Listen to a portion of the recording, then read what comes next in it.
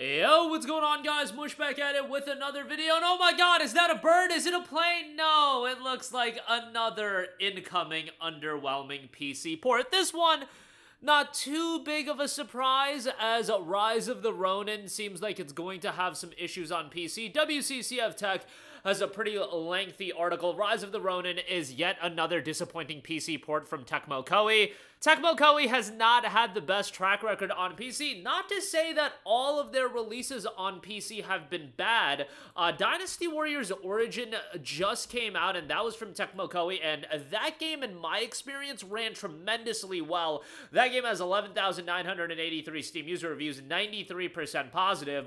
So that was one that turned out really, really well. However, you had several issues with other PC releases from one Tecmo Koei.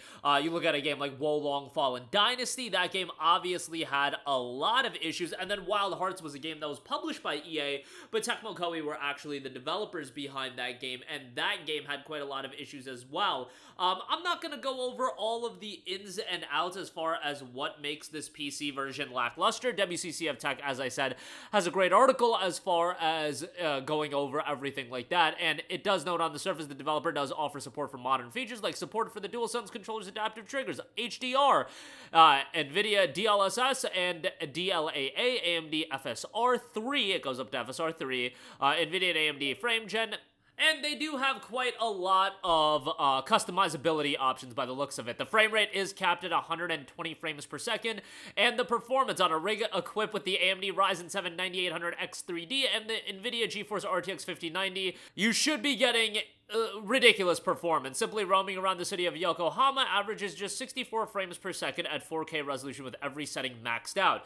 That's with NVIDIA's DLAA plus Frame Gen enabled, and it feels quite stuttery gameplay on a 5090. That is not ideal. Now, to be fair, the PlayStation 5 version of this game was not perfect. I actually was playing it on the PS5 probably a couple months ago, and it definitely isn't horrible. I was playing it on the Pro, to be fair, but it definitely isn't horrible, and, you know, it's just not the best visually appealing game. However, with the 5090 and the top-of-the-line PC, and still to be running fairly lukewarm, like 64 frames per second on a 5090, and you have to have Frame Gen enabled, that's not quite that great. On top of that, do keep in mind, this is still the pre-release performance. March the 10th is when the game actually comes out, but Ronin was one of those games that I think everybody was expecting that it's probably not going to do incredibly well as far as its PC optimization, but we'll see once it's at the hands of far more people. I will be checking it out on PC, and we'll see how it performs on my,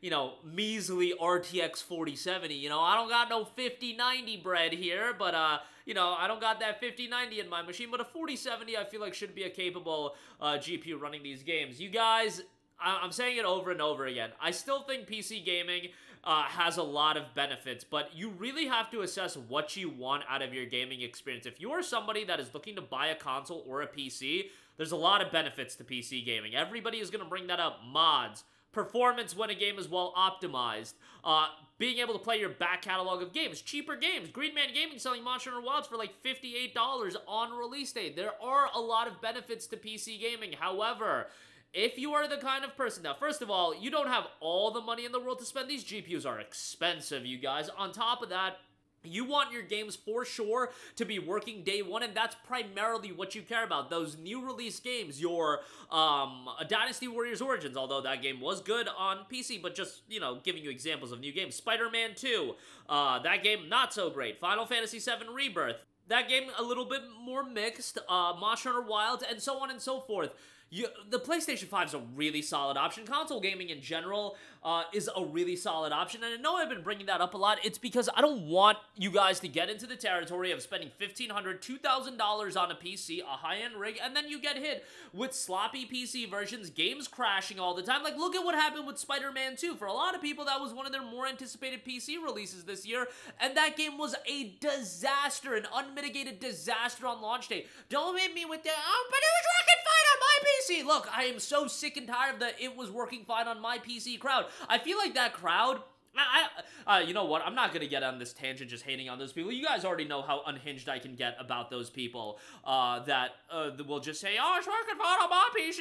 It must be your PC. That's the problem." Yes, I'm sure all of these people running, leaving these negative reviews are cumulatively running a GT 1030, and that's why their game's crashing. Like, give me a effing break as far as that's concerned. But it's becoming more, and it's always been an issue. But man, I feel like I'm noticing it even more. But it's always been an issue. You go back to late 2022 with games like the Callisto Protocol. I dubbed that game the Stuttering Protocol. That game was so bad. That game was insultingly bad launch day on PC. Hogwarts Legacy had a litany of stuttering issues. These are legitimately, to me, game-breaking experiences, making these games unplayable on launch day. And yes, some people are okay with crashing every 30 minutes. I personally would find that to be a game-breaking experience. Stuttering left and right, that's a game-breaking experience to me. I cannot enjoy a game that is stuttering left, right, and center. And if you're like that and you care primarily about playing those games on day one, look, the PlayStation 5 is going to give you a capable console. A lot of games are going to be optimized for it.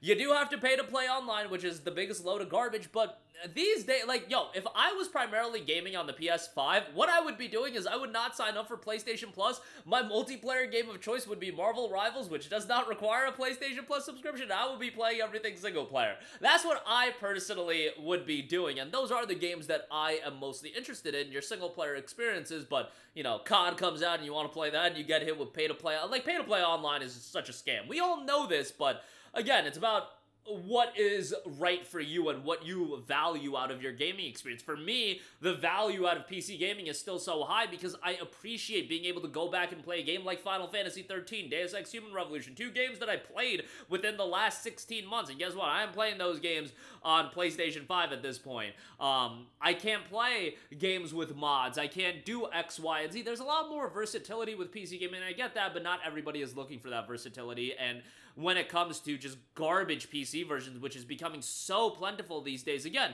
Spider-Man 2, Monster Hunter Wilds, now Rise of Ronin as well. This is a game that's releasing on a 1-year delay. Like, that's insane. Spider-Man 2 released on a 1-year delay as well, but you get the idea.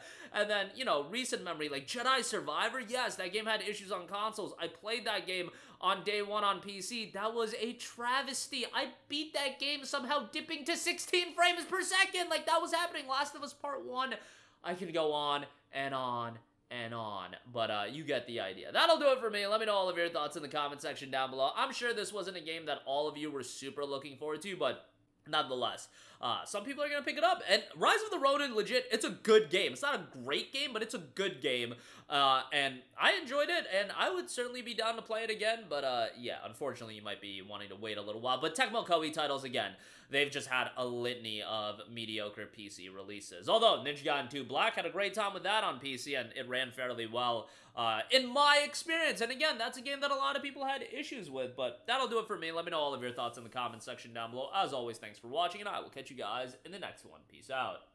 Hey, what's going on, guys? Mush here again. Hope you enjoyed the video. As you guys might know, YouTube's notification system is sometimes a little bit wonky, even if you're subscribed to the channel. Maybe you're not abundantly aware that I uploaded a video. To remedy that situation, make sure you hit the bell notification button. This way, whenever I upload a new video, and I try to upload as consistently as possible, you will be notified directly of the upload, and you can watch it as soon as it goes live. I would really appreciate if you guys hit that button so you can stay up to date with all of the content I'm posting. But as always, guys, thanks for watching, and I'll catch you guys in the next one. Peace out.